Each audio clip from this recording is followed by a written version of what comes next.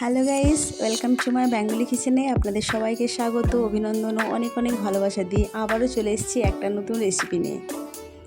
আজকের রেসিপিটা হচ্ছে চিতল মাছ আলু দিয়ে ঝোল। আমি মাছগুলো কেটে ভালো করে নুন হলুদ মাখিয়ে নিয়েছি।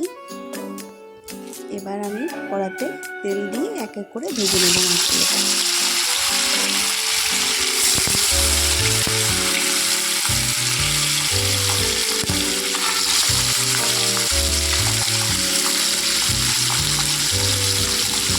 মাছগুলো ভাজা হয়ে গেছে, এবার আমি এক এক করে থালার মধ্যে তুলে নেব।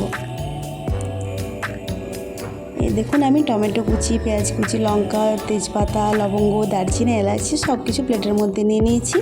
আর এই পেঁয়াজ, রসুন, আদাটা আমি একটু গ্রেটারে করে গ্রেট করে নেব।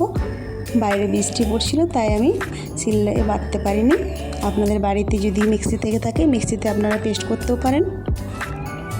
এবার আমি কড়াতে তেল দিয়ে দেব। তারপর এক এক করে তেজপাতা, এলাচ, দারচিনি, লবঙ্গ এগুলো আমি দিয়ে দেব।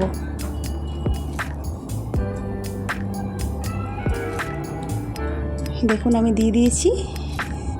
এবার আমি তেলটা গরম হলে পেঁয়াজটাও দিয়ে দেব।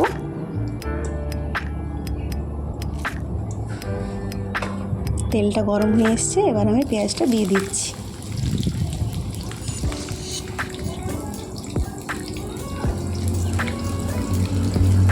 পেঁয়াজটা একটু লাল লাল করে ভেজে নিতে হবে।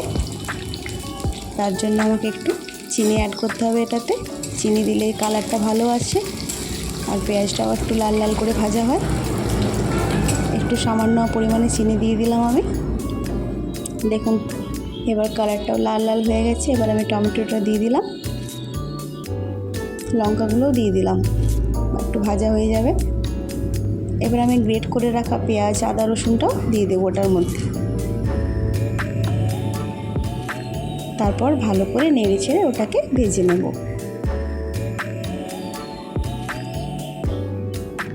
এবার আমি একটু পরিমাণ মতো লবণ দিয়ে দেবো। টমেটোটা লবণ দিলে তাড়াতাড়ি গলে যায়। এবার আমি দেখুন প্লেটের মধ্যে জিরে, ধনে গুঁড়ো, হলুদ, লঙ্কার গুঁড়ো ও মিট মশলা নিয়ে নিয়েছি।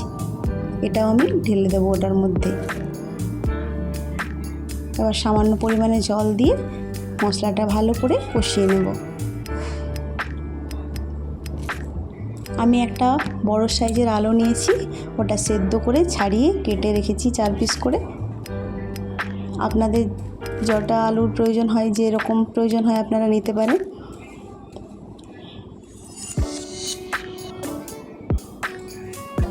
এবার আমি এই মশলাটার মধ্যে সেদ্ধ আলুটা কেটে রেখেছি, ওটাও আমি দিয়ে দেবো এক এক করে। আলুটাও দিয়ে দিলাম। এবার আমি আলুটা ভালো করে কষে নেব মশলার সাথে।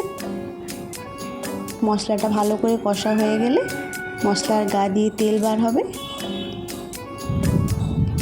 মশলার গা দিয়ে দেখুন তেল ছাড়ছে।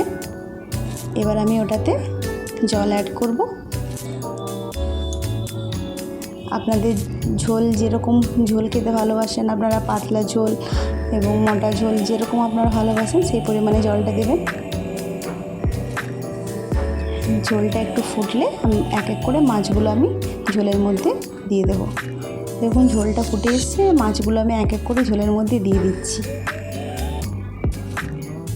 একটু ফুটে গেলে তারপর আমি নামিয়ে নেব। দেখুন বন্ধুরা, ঝোলটা আমার রেডি হয়ে গেছে। লাইক অ্যান্ড সাবস্ক্রাইব করতে ভুলবেন না। আমি আবার রান্নাঘরে আসবো।